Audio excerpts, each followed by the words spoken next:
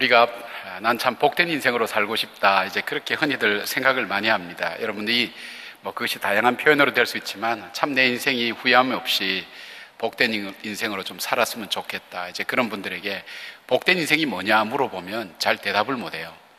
예쁜 마누라 얻었으면 좋겠고요, 토끼 같은 새끼들 낳았으면 좋겠고요, 보장된 직장이 있었으면 좋겠고요, 안 아팠으면 좋겠고요, 어디 가든지 인정받았으면 좋겠고요, 다양한 자기 나름대로 축복이라고 생각하는 것을 갖고 있습니다. 근데 오늘 야곱이 요셉을 축복할 때 썼던 축복의 언어들이 있어요. 축복의 내용이 있어요. 근데 이제 문제는 야곱이 요셉을 축복할 때, 야곱이 자기 아들을 축복하는 그 인생의 마지막 순간에 왔을 때 자기가 경험했던 모든 것을 돌아보면서 이게 정말 축복이다 하는 것을 축복하지 않겠어요? 그리고 요셉은 그 축복처럼 그렇게 살았고, 그렇다면 우리가 요셉을 몇 주 들어오면서 나도 요셉처럼 이런 인생 되었으면 좋겠다 그러면 야곱이 오늘 요셉에게 뭐라고 축복하는가 우리가 살펴볼 필요가 있어요. 근데 문제는 야곱이 어떤 경험을 했냐는 것을 보게 되는 거예요. 야곱이라는 사람의 인생을 두 가지로 압축하면 자기 중심과 축복이에요. 자기에게 모든 것이 초점이 맞춰져 있는 사람이에요. 그리고 또 하나는 복을 받았으면 좋겠다, 나 복 받는 인생 되겠다는 것이 야곱이 일평생 자기 삶을 추구하는 삶의 목표입니다. 아무리 교양으로 또 하여튼 비전 같은 거로 뒤집어 씌워도 그 내면을 딱 꽂아봐 보면 모든 것은 자기 중심이에요. 그러니까 그가 복을 받기 위해서 어떻게 자기 중심으로 하니까 어떻게 해요? 세상에 아무리 바꾸어도 출생 순위는 못 바꾼단 말이에요. 장자에게 주신 축복이 있는데 그 축복에 대한 것을 출생 순위를 바꾸어서 아버지와 형님을 속여서 자기가 그 장자의 축복을 대신 받는 거예요. 대단한 사람이에요. 그리고 그 집안은 풍지박살 되는 거예요. 자기는 쫓겨가요. 자기 삼촌 집 가서 또 풍지박살 내요. 삼촌 재산 다 갖고 오고 그 집에는 딸까지 다 데리고 또 이쪽으로 건너오잖아요. 보관 받아보겠다고 하나님과 정면으로 대결하다가 이 환도뼈 맞아가지고 평생 절면서 산 거예요. 나는 저러도 좋으니까 내가 좀 복 좀 받고 살아야 되겠다. 무서운 사람이죠. 세겜에서 자기 딸이 강간당했는데도 강간당한 게 걱정이 아닌 거예요. 자기 걱정만 하는 거예요. 그러니까 아들들이 아버지가 이런 아버지가 다 있냐고 항의하는 장면이 나와요. 그러면서 야곱이 깨닫게 되죠. 거기서 깨닫게 되면서 베델로 올라가자. 베델로 올라갔는데 거기서 좀 지내다가 사랑하는 아들 요셉을 잃어버리죠. 그리고 슬픔의 나날을 보내면서 자기가 살아온 지난 날을 이렇게 봅니다. 이제는 가진 거 별로 없죠. 이제 흉년이 들어서 애굽에 이제 아들이 있다 그래서 아들한테 갑니다. 아들한테 가고 거기서 살다가 이제 죽음 직전까지 온 거예요. 그 직전에서 그 아들 요셉의 머리에 손을 얹고 기도할 때 축복하는 의미. 자, 하나님께서 축복하실 때마다 아브라함과 이삭과 야곱의 하나님 하면 아브라함과 이삭은 이해가 돼요. 아브라함은 믿음의 조상, 이삭은 순종의 사람, 야곱은 요약이 안 되는 사람이에요. 자기 삶이 성경적으로 요약이 안 돼요. 여러분 요약할 수 있어요? 야곱은 어떤 삶인지. 이사야가 잘 요약했어요. 이 버러지 같은 야곱아 그랬어요. 살아온 삶이. 제가 참 제 입으로는 그렇게 못하고, 왜냐하면 올라가면 너 나보고 버러지라 그랬지. 그러니까 성경에 이 버러지 같은 야곱아 그랬는데 진짜 버러지처럼 살았다는 생각이 드는 거예요. 그렇게 살던 그가 인생의 마지막에 그가 자기 아들 요셉에게 정말 최고의 축복을 하고 싶은데 그 최고의 축복이 뭘까? 그 축복이 오늘 여러분에게도, 오늘 야곱의 손이 요셉의 머리에 얹혀진 것처럼 오늘 하나님의 성령의 손이 여러분 머리에 얹혀지면서 여러분에게 그러한 동일한 축복의 역사가 있기를 간절히 원합니다. 그러면 성경에서 말할 때 이런 표현을 씁니다. 시편 146편 3절 4절에 귀인들을 의지하지 말며 도울 힘이 없는 인생도 의지하지 말지니 그의 호흡이 끊어지면 흙으로 돌아가서 그날에 그의 생각이 소멸하리로다. 사람들이 자기가 복을 받는 통로, 복을 받는 방법, 이것이 복이라고 생각하는 것 나도 다 해봤는데 그거 하루 순간에 없어진다. 그리고 그 다음에 5절에 뭐라고 얘기했냐면 야곱의 하나님을 자기의 도움으로 삼으며 여호와 자기 하나님에게 자기의 소망을 두는 자는 복이 있다 그랬어요. 기가 막힌 표현 아니에요? 그 버러지같이 살았던 그 야곱의 하나님을 자기의 하나님으로 삼으라는 게, 그 사람이 복이 있다는 거예요. 제가 우리 목사님들께 이렇게 물어봤어요. 야곱이 받은 축복이 뭘까? 그랬더니 100% 전적인 은혜라는 거예요. 하나님의 은혜가 아니면 이 사람은 이 축복의 자리에 올 수 없었다는 거예요.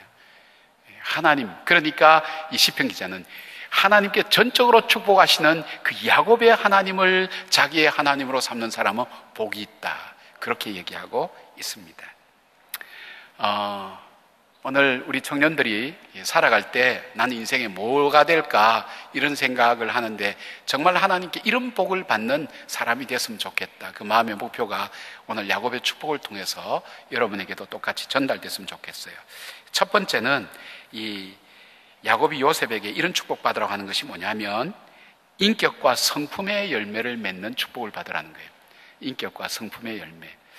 조금 복잡합니다. 여러분이 좀 신경 써서 들어야 될 내용입니다. 몇 번 이렇게 왔다 갔다 해야 됩니다. 22절 보면 요셉은 무성한 가지라 그랬어요. 무성한 가지.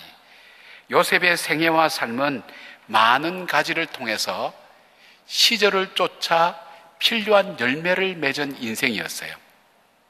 근데 무성한 가지라 그럴 때, 이 무성한 가지라고 생각할 때 여러분 기억나는 말씀이 요한복음 15장에 예수님이 하신 말씀이 생각나지 않습니까? 5절에 나는 포도나무요 너희는 가지라, 그가 내 안에 내가 그 안에 거하면 사람이 열매를 많이 맺나니 나를 떠나서 너희가 아무것도 할 수 없음이라. 16절에 너희가 나를 택한 것이 아니요 내가 너희를 택하여 세웠나니 이는 너희로 가서 열매를 맺게 하고 또 너희 열매가 항상 있게 하여 내 이름으로 아버지께 무엇을 구하든지 다 받게 하려 함이라.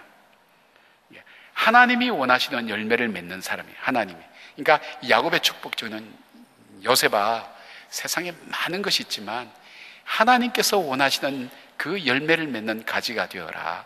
하나님 원하시는 그 열매, 성령의 열매죠. 성령의 열매는 이제 다시 한 번 더 넘어갑니다. 성령의 열매는 갈라디아서 5장 22절부터 23절에 나오죠. 성령의 열매는 오직 성령의 열매는 사랑, 희락, 화평, 오래 참음, 자비, 양선, 충성, 온유, 절제니 이 같은 것을 금지할 법이 없느니라. 이게 9가지지만 동사는 단수를 써요. 이건 뭐냐면 한 사람의 인격체 안에 이 9가지 성품이 나타나는 것, 그것이 성령의 열매예요. 이 성령의 열매를 가장 완벽하게 이룬 사람은 예수님이에요. 구약에 있어서 예수님의 모형이 누구냐? 바로 이 요셉이에요. 요셉에게 있어서 바로 이 성령의 열매, 하나님께서 원하시는 인생의 열매를 맺는 그런 인생 되어라. 근데 그 인생이 되는 것이 뭘까요? 바로 이 성품이에요. 이 성령의 9가지 열매는 그 사람의 인격과 성품이에요. 하나님이 축복하실 만한, 하나님이 원하시는 그 성품을 담고 그 성품이 만들어가는 인생을 살아라 되어 있어요. 여러분, 바로가 요셉을 보았을 때 요셉에게 이름 붙여준 게 있죠. 41장 38절의 창세기에 하나님의 신에 감동된 사람이라고 했어요. 이게 개역 성경에 이게 정확하게 번역 안 되어 있는데 킹 제임스 버전에 보면 뭐냐면 하나님의 신이 그 안에 있는 사람이라고 했어요.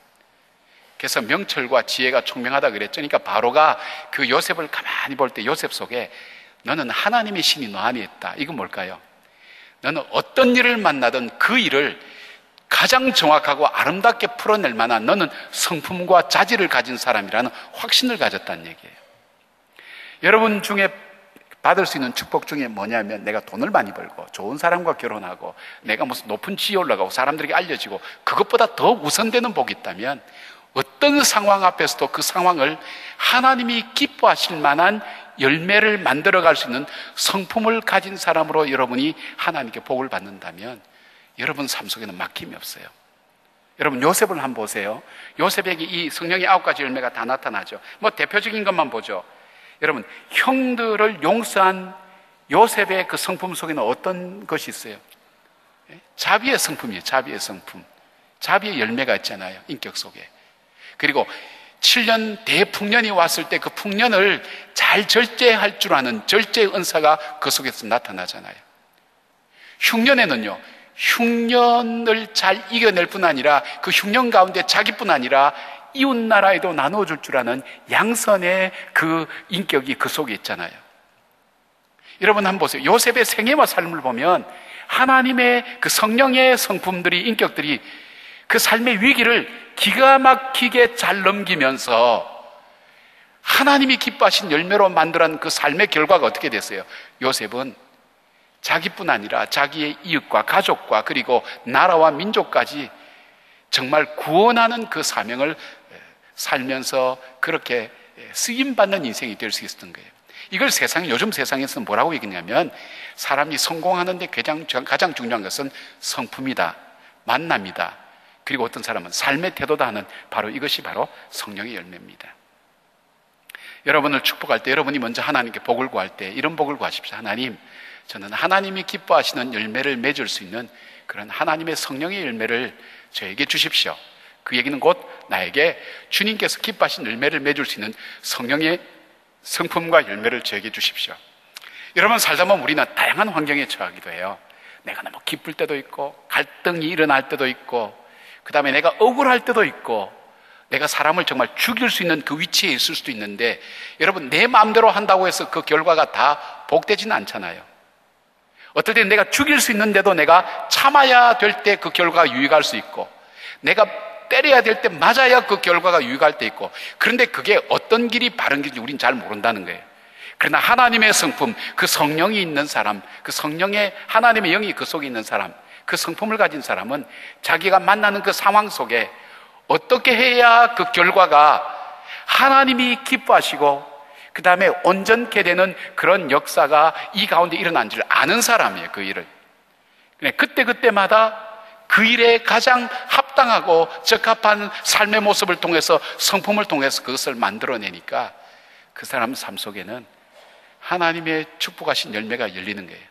육체의 열매가 열리는 게 아니에요. 갈등과 다툼과 나눔과 음란과 더러운 것과 수군수군하는 것과 이런 어떤 육체의 열매가 열리는 건 아니에요. 하나님 기뻐하시는 자비와 인내와 양성과 충성과 온유와 절제와 하나님이 기뻐하시는 이 성령의 열매가, 인격의 열매가 그 속에 열려지는 거예요. 이 교회에서 사역할 때 보면 사역을 참 잘해요. 머리도 좋아, 가진 것도 많은데 성질이 더러워. 했던 거 다 말아먹어.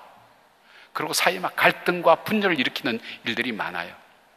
자기가 가진 것과 그것에 대해서 때에 하나님께서 원하신 것을 할 수가 없는 거예요. 여러분에게 가장 큰 축복이 뭐냐? 하나님 나에게 정말 요셉의 가지처럼, 하나님 그 가지처럼 주님의 열매를 맺는 그 인생으로 내 삶을 만들어 주십시오. 그 열매가 뭐라 그랬죠? 성령의 열매. 그 성령의 열매가 뭐라 그랬죠? 인격의 열매. 하나님 내 성품과 인격이 주님의 역사를 이루어낼 수 있도록 하나님 내 삶을 축복해 주십시오.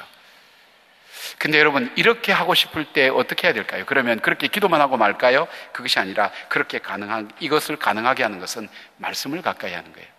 디모데후서 3장 16절 17절에 이렇게 되어 있어요.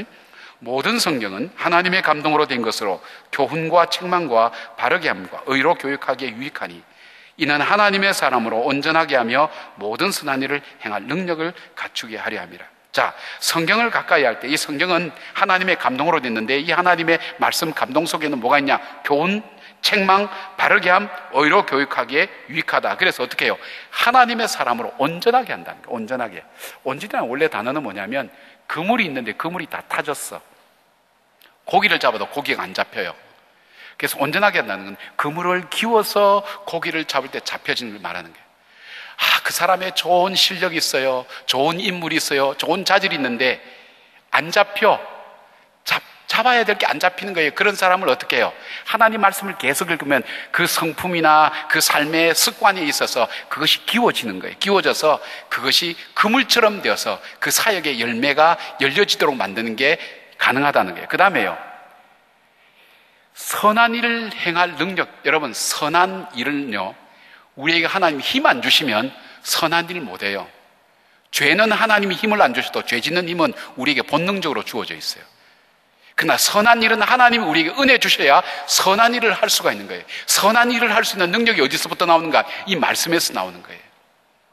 하나님 말씀을 가까이 할 때 내 인생의 단점이 되고 내 삶에 나를 힘들게 만들고 또 나와 내 이웃들을 고통스럽게 만들고 좀 어리석게 결정해서 나중에 지나가면 후회할 만한 그런 일들을 하나님 말씀은 그것을 점점점 고치고 변화시켜서 바로 나로 하여금 하나님이 기뻐하시는 인격의 사람으로 만들어가게 한다는 거예요. 여러분, 사람들이 귀하게 쓴 사람이 어떤 사람인지 아세요? 정말 주님의 성품을 닮은 사람, 인격적인 사람인 것을 여러분 기억하시길 바랍니다. 그래서 축복하실 때도 정말 성령의 열매를 맺을 수 있는 그런 사람 되십시오. 그렇게 축복하기를 바랍니다. 여러분도 그런 축복 받기를 하나님께 사모하기를 바랍니다. 하나님, 나 높은 자리, 많은 소유, 평안한 거, 그거 진짜 다 좋죠. 근데 그것을 가능하게 하는 것이 어디에 나오는가? 주님의 성품 속에 있다는 거예요. 성령의 열매를 하나님께 사모한. 이 야곱이 자기가 갈등 트러블 메이커였잖아요. 자기는 늘 육체의 열매를 맺었잖아요. 인생이 내가 얼만큼 갖고 있고 무엇을 얼만큼 하는가 달려있는 게 아니라 하나님이 기뻐하신 열매를 맺는 그 인생 속에 형통함이 있구나 하는 것을 그가 거기서 느끼게 된 거예요. 그래서 요셉에게, 요셉아가 너는 정말 하나님의 성품, 주님의 열매를 맺는 그런 인생으로 살으라는 것이 첫 번째 그에게 하신 축복이었어요. 두 번째 축복이 뭐냐? 복의 근원되는 하나님과의 관계가 풍성해지는 축복을 받으라는 거예요. 그러니까 22절 보면 요셉은 무성한 가지인데 어떤 나무의 가지인가 하면 샘 곁에 무성한 가지라고 했어요. 샘 곁에 무성한 나무. 나무가 오렌지 나무든 사과 나무든 여러분 이 나무 자체가 중요하죠. 나무 자체도 중요하지만 이 나무가 어디에 심겨 있느냐가 중요한 거예요. 수분과 물과 공기와 영양분이 공급 안 되면 그 나무 자체가 아무리 좋아도 열매를 못 맺는 거예요. 한 번은 맺을 수 있어도 못 맺는 거예요.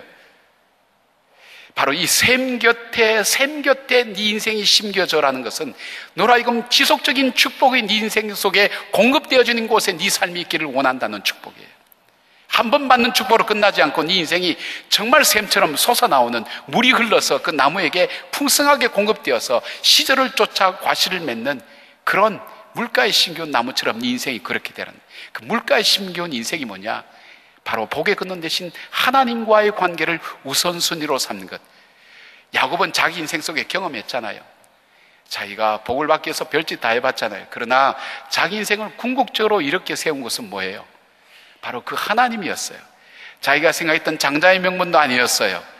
자기가 사랑하는 아내와 만나서 사는 것도 아니었어요. 내가 원하는 장소에 가는 것도 아니었고 내가 하고 싶은 것을 이루는 것도 아니라 궁극적으로 자기가 인생을 살면서 정리해보면서 자기를 정말 복되게 한 것은 그 복의 거듭되는 하나님께서 나를 그렇게 만들었다면, 요셉아, 너 인생은 하나님과의 관계가 가장 중요한 관계야.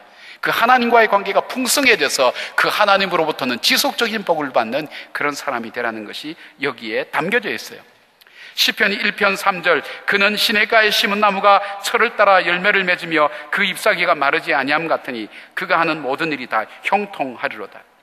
이것을 여호수아에게 주신 말씀으로 바꾸어서 제가 설명드리면, 여호수아 1장 8절부터 9절, 이 율법책을 내 입에서 떠나지 말게 하며 주야로 그것을 묵상하여 그 안에 기록된 대로 다 지켜행하라. 그리하면 내 길이 평탄하게 될 것이며 내가 형통하리라. 내가 네게 명한 것이 아니냐? 강하고 담대하라. 두려워하지 말며 놀라지 말라. 내가 어디로 가든지 내 하나님 여호와가 너와 함께 하느니라 하시니라. 여호수아는 형통의 길이 어디 있느냐? 지금 전쟁을 쳐야 되는 사람이에요. 형통한 길이 내가 전쟁을 잘하고 군사가 많고 무기가 좋고 거기에 있지 않다는 거예요. 내가 하나님의 뜻, 하나님 말씀 속에 하나님과의 관계가 아름답게 형성되는데 내 인생에 승리가 있다. 제가 몇 번 말씀드리지만 여호수아서 읽어보세요. 여호수아의 관심은 전쟁 치는 사람이 가질 만한 관심이 아니에요. 그의 관심은 내가 어떻게 하면 하나님과 가까이 할 것인가에 관심을 가졌어요. 여호수아의 인생은 실패가 없었어요. 오늘 야곱도 동일하게 얘기하는 거예요. 야곱아, 요셉아, 너가 정말로 복 받기를 원하면 복의 근원되는 바로 그 하나님과의 관계를 풍성하게 하라고 그렇게 축복하고 있어요. 시편 146편 기자는 이렇게 얘기하죠. 아까 앞에서 읽어드린 것처럼 사람은 자기 인생의 풍성함이 어디 있다는 걸 나름대로 생각한다는 거예요. 높은 방백, 나를 이끌어줄 높은 사람이 있어. 난 줄이 좋아. 나는 돈이 있어. 나는 빽이 괜찮아. 난 기본적인 지식이 있어. 생각하는 자기 나름대로 나에게 젖줄, 축복의 젖줄이 다 있다고 생각하는데 그거 한순간에 날아간다는 거예요. 그리고 뭐라고 얘기하는가? 이 시편 146편 3절 4절을 공동번역 읽어보면 이렇게 얘기하고 있어요. 너희는 권력가들을 믿지 마라. 사람은 너희를 구해줄 수 없으니 순 한 번 끊어지면 흙으로 돌아가고 그때는 모든 계획 사라진다 그랬어요. 에레미야 2장 13절에는 이 이스라엘 백성들에게 그런 얘기예요. 너희들이 정말 잘못하고 어리석은 결정한 것이 있다. 그것을 얘기하면서 이렇게 설명해요. 내 백성이 두 가지 악을 행하였나니 곧 그들이 생수에 근원되는 나를 버린 것과 스스로 웅덩이를 판 것인데 그것은 그 물을 가두지 못할 터진 웅덩이니라. 이 백성이, 여러분, 이스라엘 백성들에게 지금 하고 있는 에레미야는 이스라엘 백성들 우리만큼 똑똑한 사람이 없었다는 거 아니에요. 정치가, 경제, 사회, 역사 분석하는 사람 이스라엘 공동체 안에 다 있었어요. 근데 그 사람들에게 너희들이 멸망하고 어려움당하고 고통당하는 이유가 정치적으로 문제가 있고 사회적으로, 역사적으로, 경제적으로 뭘 몰라서 그런 게 아니라는 거예요. 생명의 근원되는, 바로 축복의 근원되는 하나님을 버린 것, 그것이 너희들이 큰 실수한 거라는 거예요. 죄라는 것이 도덕적인 죄가 아니라 잘못 선택한 거예요. 하나님이 없는 것처럼 살아가는 게 죄거든요. 그 하나님께서 너희를 축복하고 너희와 함께 하신다는 그것 자체를 배제하고 내가 다른 것에 내 인생에 축복이 있다고 생각하는 그것이 너희들이 실패한 이유 중에 하나다. 두 번째, 너희들이 한번 잘 살아보려고 웅덩이를 이렇게 모아놨어. 돈의 웅덩이, 지식의 웅덩이, 내 경험의 웅덩이 모아놨는데 그 웅덩이 터진 웅덩이야. 안 모여지는 거야. 너희들이 그거 실수한 거야. 에레미야를 통해서 하나님께서 말씀하시는 거예요. 여러분, 저는 여러분에게 그렇게 부탁드리고 싶어요. 이게 인생의 웅덩이에 빠지면 깨닫게 되거든요. 요셉처럼 채색옷 입고 돌아다니고 철 모르게 돌아다니면서 이게 내 인생 행복하게 말해주는 거라고 돌아다니다가 인생의 웅덩이에 탁 빠지면 아, 이게 아무것도 아니구나. 내 학력, 내 돈, 내 미모, 이거 아무것도 아니구나. 그 깨달을 때는 잃어버린 게 너무 많단 말이에요. 잃어버리기 전에 어떻게 해요? 하나님 말씀과 하나님과 관계를 우선순위에 둘 수 있는 사람이 되기를 바랍니다. 요셉의 삶도 그랬어요. 제 얘기가 농담처럼 들려지면 농담처럼 들어도 괜찮아요. 그러나 저 삶을 통해서, 저 주변에 있는 사람 통해서 공통적으로 있는 것은 하나님과의 관계 우선순위 안 든 사람의 공통된 특징은 자기가 의지하던 것이 자기를 가장 아프게 하는 것으로 돌변하게 되는 것을 많이 바라봅니다. 사랑하는 여러분, 여러분이 관계하고 우선순위로 해야 될 건 많지만 하나님과의 관계를 우선순위 하십시오. 요셉은 자기가 하나님과의 우선순위를 두고 관계를 했을 때 그 삶 속에 유혹이 없었다는 얘기도 아니에요. 위험한 일이 없었다는 얘기도 아니에요. 그러나 유혹은 하나님 앞에 자기의 사랑을 증거하는 기회가 되었고 위기와 어려움은 하나님의 능력을 체험할 수 있는 여러분 계기가 된 것을 보게 되는 거예요. 하나님을 가까이 하게 될 때 나에게 다가오는 수많은 일들을 이겨내고 극복하고 복으로 만들 수 있는 그 능력의 근원이 바로 거기서 오는데, 그러면 내가 물가에 심겨온 인생, 샘 곁에 심겨온 가지처럼 되는 그 일을 위해서는 어떻게 해야 될 것인가? 이것은 예배입니다, 여러분. 예배가 참 중요합니다. 연초에 예배에 대해서 한 4번 내지 5번 설교하면서 말씀드렸어요. 예배에 실패하면 사실 인생에 실패한 거예요. 왜? 예배에는 우리 신앙의 모든 것이 그 속에 다 담겨져 있어요. 예배는 회복이에요. 예배는 치유예요. 예배는 헌신이에요. 예배는 우리의 고백이에요. 예배 속에 다 담겨. 예배를 장난처럼 생각하지 마세요. 구경 오듯이, 오페라 보듯이 그렇게 하지 말라는 거예요. 하나님 말씀 앞에 내 인생을 걸고, 하나님, 정말 나의 삶 속에 생명을 걸고 섬겨야 될 그 하나님, 그 하나님께서 오늘 나를 사랑하셔서, 여러분, 자기 아들을 나를 위해서 죽인 사람에게 우리가 농담으로 나갈 수 있어요? 한번 생각해 보세요. 나를 살리기 위해서 자기 아들 십자가에 못 박아 죽였어. 그 사람 앞에서 여러분 거짓으로 나와서 구경하듯이 감히 나올 수 있냐 이거예요. 하나님 앞에 예배드리면 그거예요. 여러분은 정말 내가 사랑한다고 생각하는 사람이 내 앞에서 거짓으로 행하고 거짓말 술술하고 하면 기분 나쁘잖아요. 하나님 우리 중심을 보신다 그랬잖아요. 우리의 예배가 병들 때 우리는 하나님과 우선순위가 아니에요. 여기 나와, 몸은 나와 있지만 우리의 마음은 다른 것에, 내 목표와 내가 생각하는 것에, 내 자신에게 우선순위가 있다면 그것은 온전한 회복의 역사는 아니에요. 샘 곁에 심어지는 나무가 되기를 원한다면 우리는 끊임없이요, 우리의 환경과 사탄과 우리 자신의 육신의 정욕은요, 우리를 하나님의 열매를 맺는 이 샘에 우리의 뿌리가 있도록 하지 않고 이걸 자꾸 옮겨요. 저쪽으로, 황무지 쪽으로 옮겨가게 만들어요. 그리고 메말라서 죽게 만든단 말이에요. 예배를 통해서 자꾸 이쪽으로 와야 돼요. 어디로 와야 돼요? 하나님의 말씀 앞으로 와야 돼요. 하나님과 더 가까워지기 시작할 때 우리 삶 속에 때를 따라 돕는 하나님의 은혜를 따라서 시들을 쫓아 과실을 맺는 그 인생이 된다는 것. 하나님과의 관계를 우선순위로 하는 그 풍성함이 여러분 속에 있기를 바랍니다. 예배를 귀하게 여기시길 바랍니다. 예배에 대한 고민을 좀 해보시길 바랍니다. 적어도 내가 믿는 것이 내 영혼과 관계됐다면 예배가 뭔지 책 한 권은 읽어봐야 될 거 아니에요. 예배가 대체 뭐길래 저렇게 우리가 예배를 드리는 거야? 이 무슨 오페라 보듯이 구경하는 거, 연사 나와서 얘기하고 성가대 찬양하고 찬송하고 내 마음이 즐겁고 기쁘고 그 정도가 아니란 말이에요. 내 영혼의 깊은 삶의 자리가 옮겨지는 중요한 것, 바로 거기서부터 내 삶이 물가에 심겨지느냐 황무지에 심겨지느냐 그 차이가 있는데, 야곱이 오늘 자기 인생을 돌아보면서 자기는 자기 자신과 축복에 자기 인생의 뿌리를 내렸는데 그 인생의 마지막이 어떻게 되는지 자기는 알잖아요.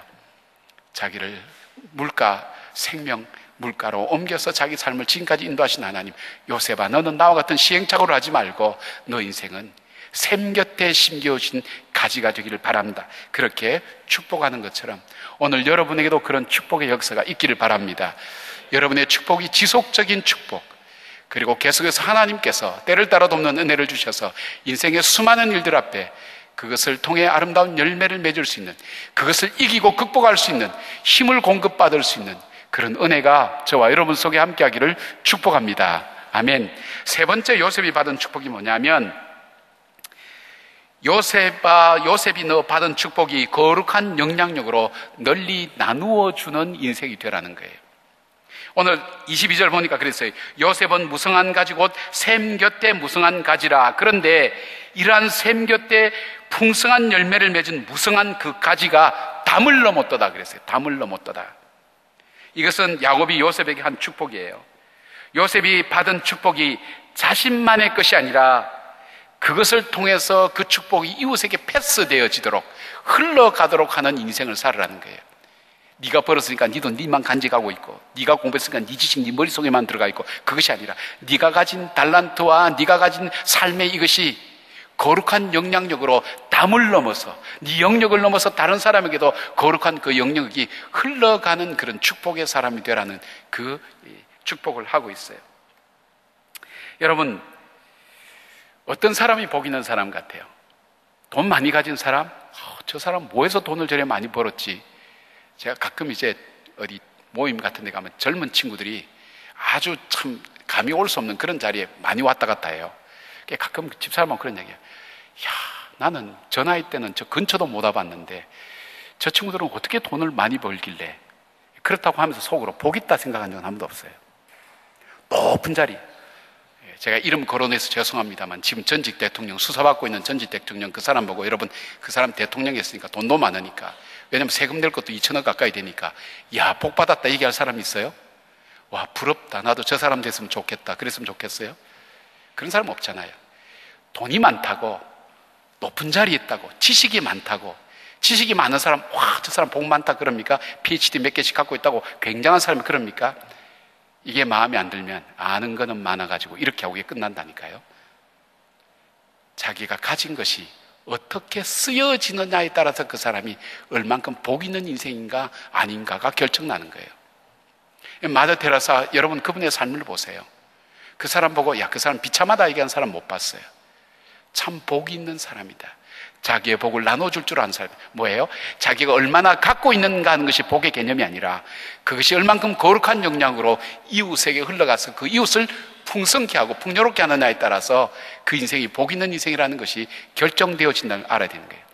내가 갖고 있는 지식, 내가 가지고 있는 돈, 내가 가지고 있는 지위, 그거로 끝나면 그거로 끝나는 인생이 된다는 거예요. 그거로 만족하는 인생이 되는 거예요. 그 인생은 복 있다고 얘기하지 않는 거예요. 오늘 야곱의 축복은, 요셉아, 너는 너 삶의 영역을 넘어서서 너가 하나님께 받은 그 은혜와 그 사랑을 이웃에게 풍성케 하는 일에 쓰임받는 인생이 됐으면 좋겠다고. 여러분, 그 사람이 진정 복 있는 사람이 되는 것을 말하고 있어요. 요셉은 어떻게 했죠?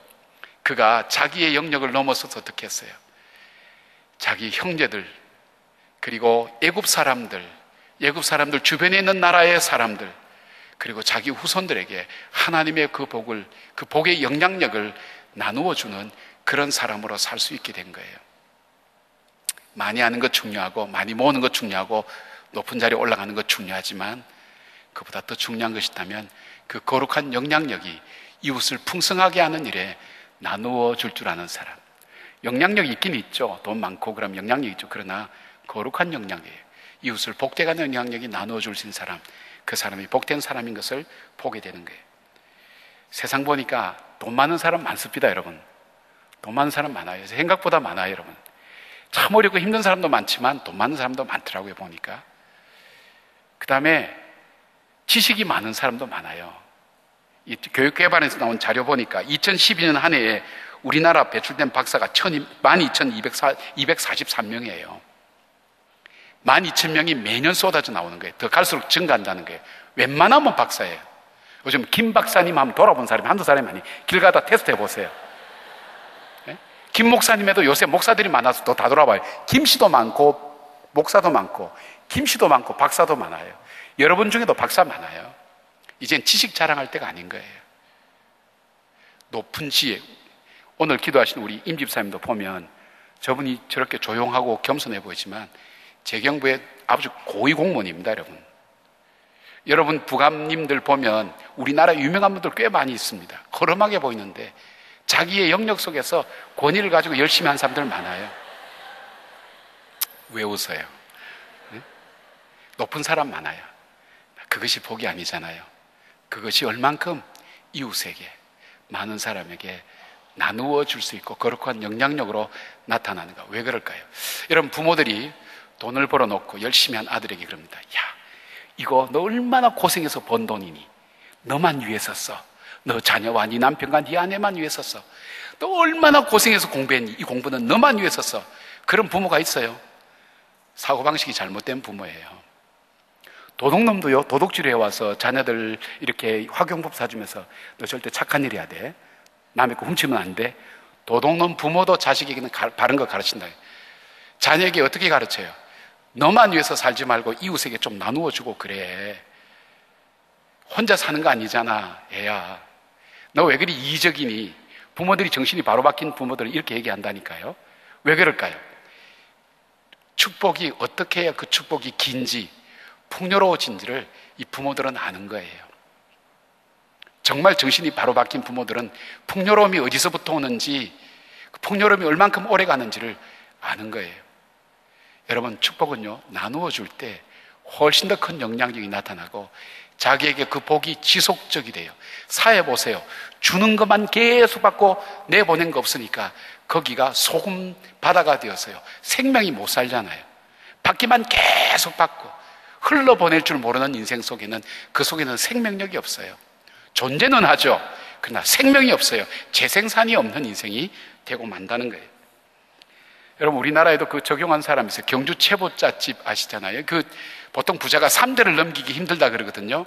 10대에 걸쳐서 무려 300년 내지 400년간 이 가정이, 이 가문이 부잣집으로 살 수 있었던 이유가 이 부잣집만이 갖고 있는 철칙이 하나 있었어요. 몇 가지 있는데, 첫째, 진사 이상 벼슬 하지 마라. 둘째, 만석 이상 재산 모으지 말고. 셋째, 흉년에 남의 땅을 사지 마라. 네 번째, 과객을 후히 대접하라. 다섯 번째, 시집온 며느리는 3년간 무명옷을 입혀라. 여섯 번째, 사방 백리 안에 굶는 사람 없게 하라. 이거 전부 다요, 자기 손해보는 일이에요. 보세요. 진사 이상 벼슬 하지 마라. 돈을 벌려면요, 명예와 권력을 같이 쥐어야 돼요. 근데 아주 최소한의 벼슬이에요. 이것은 그 이상은 하지 말라는 거예요. 욕심내지 말라는 거예요. 만석 이상 재산 모으지 마라. 재산을 모으려면 더 모으려고 해야 되는데 그 이상 하지 마라. 흉년에 남의 땅 싸게 사기가 얼마나 쉽습니까? 절대 흉년에 남의 땅 사지 마라. 나그네를 극진하게 대접하라. 나그네 대접하에 이익이 없어요. 대접해라. 그리고 그 부잣집에 시집 오는 며느리 3년간 무명옷 입히라는 거예요. 정말 천민처럼 그렇게 살도록 하라는 거예요. 3년간. 그리고 100리 이내에 굶어 죽는 사람이 있으면 그거는 우리 책임으로 여겨라. 다 손해요. 이렇게 할 때 전쟁도 많고 어려움 많은 바로 그 집안이, 그 마을 사람들이 지켜줬다 그래요. 마을 사람들이 그 집을. 왜요? 축복이 길어지고 풍성해지기 위해서는 흘러나가야 돼요. 여러분의 재능이, 여러분의 젊음이 나만 위해서 쓰지 말고요, 정말 남을 위해서 쓸 줄 아는 바로 거기에 돼야 되는 거예요. 중보기도도 마찬가지예요. 내가 어려울 때 중보기 받으면 좋아요. 내가 중보기 달라니까 시간 아깝거든. 관심이 분산되거든. 남 봉사받는 거 좋아요. 그러나 내가 봉사하기 힘들거든. 안 하는 거예요. 여기서 훈련 안 되면 여러분 나가서 어른이 돼서 더 이렇게 사회에서 많이 진출이 돼서 할 수 있다는 보장 없어요. 아침 7시까지 오라 해서 지각하면 이 사람은 저녁 7시까지 오라 그래도 동일하게 지각을 해요. 여기서 못 고치면 밖에 나가서도 못 고쳐요. 우리 안에서 평화를 이루지 못하면 밖에 나가서 평화 떠들어봐야 되지 않는 거예요. 집안의 평화를 이루지 못한 사람은 공동체 평화를 이룰 수 없어요. 여기서 전도 안 하는 사람이 무슨 선교사로 나가서 전도해요? 그건 거짓말이에요. 분명히 아셔야 돼요. 여러분이 지금부터 하나님께서 내게 주신 것을 흘려보내는 연습하세요. 뭘까요? 여러분의 언어가 축복하는 언어, 격려하는 언어로 바뀌어지세요. 어려운 친구들, 힘든 친구들에게 여러분 포켓에 있는 작은 금액이라 할지라도 서로 나누는 걸 좀 하세요. 여러분 따뜻한 손잡아주는 것, 그거 어려운 거 아니거든요. 전 상담해보면 이 사람 심각하다고 얘기하는데 보니까 그 사람이 정작 필요한 것은 격려 한마디인 사람이 꽤 많아요. 참 수고했어요. 당신 최선을 다해서 사네요. 이 한마디면 되는데 뭐 미주알 고주알 따지고. 여러분 여기에 인색하지 마세요. 서로 나누어주고 격려하고 축복하고. 세상에 자기 마음에 든 사람이 세상에 어디 있어요? 하나님이 내게 주신 것을 자꾸 흘려보내는 사람, 바로 야곱이 요셉에게 준 축복이에요. 그것이 요셉이 클 수 있는 그런 인생이 된 것을 보게 됩니다. 제가 책을 읽다가 이 미국 시카고에, 제가 시카고에 있었으니까 시카고에 있는 사람은 관심 많은데, 이 퀘이커 오츠사의 설립자인, 미국 사람들의 식생활을 바꾼 오트밀, 그 다음에 시리얼 회사인 이 퀘이커 오츠사의 설립자인 이 크로웰이라는 사람에 대한 이야기가 있더라고요. 이분은 18살 때 디엘 무디 그 목사님의 부흥에 참석하면서 하나님의 사랑을 거기서 자기가 깨달았어요. 그리고 하나님 내게 큰 은혜를 주셨구나. 그리고 이 땅에 하나님께서 내게 사명을 주시고 이 땅에 내보내셨구나. 그러면서 그가 하나님 앞에 이런 기도를 했다 그래요. 저는 무디 선생님처럼 사람들 앞에서 말씀을 전할 줄도 모릅니다. 그렇지만 저도 하나님 아버지를 위해 무엇인가 중요한 일을 할 수는 있습니다.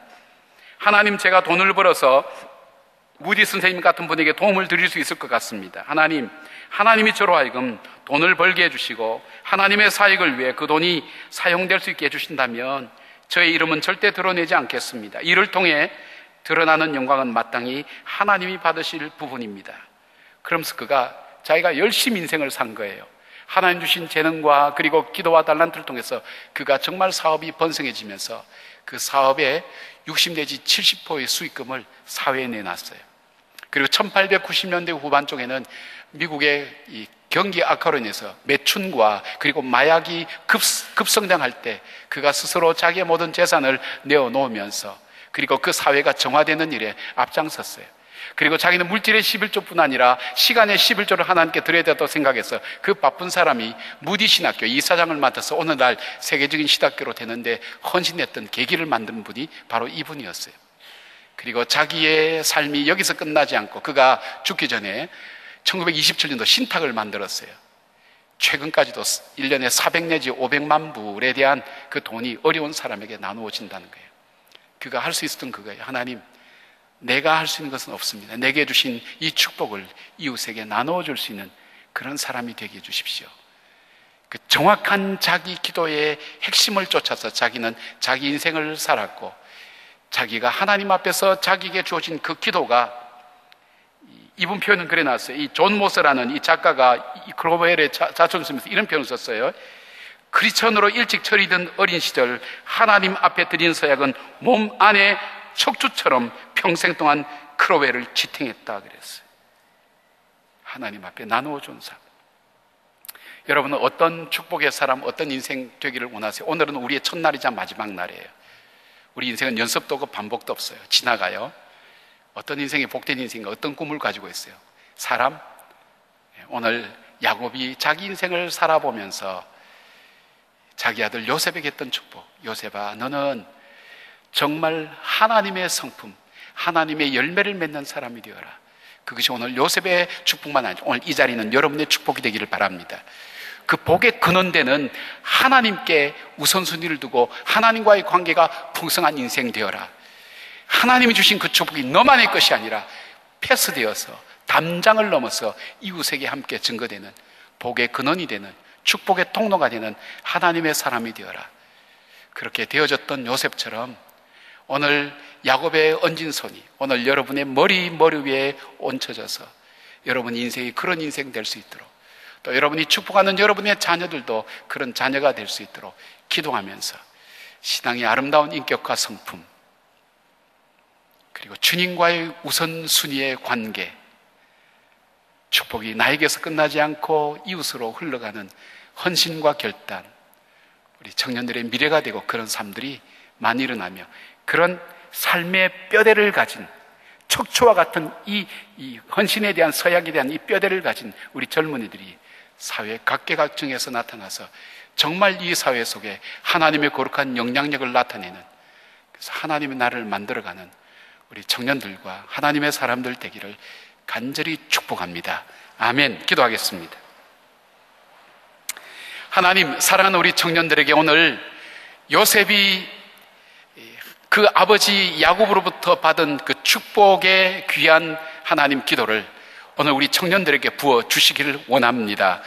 요셉의 하나님 머리 위에 얹힌 그 손이 이 시간 성령께서 우리 청년 한 사람 한 사람 머리 위에, 오늘 이장 예배 드리는 사람 머리 위에 얹어 주셔서 하나님 주의 축복이 그대로 이루어지게 하시고 그런 인생이 되게 하여 주시옵소서.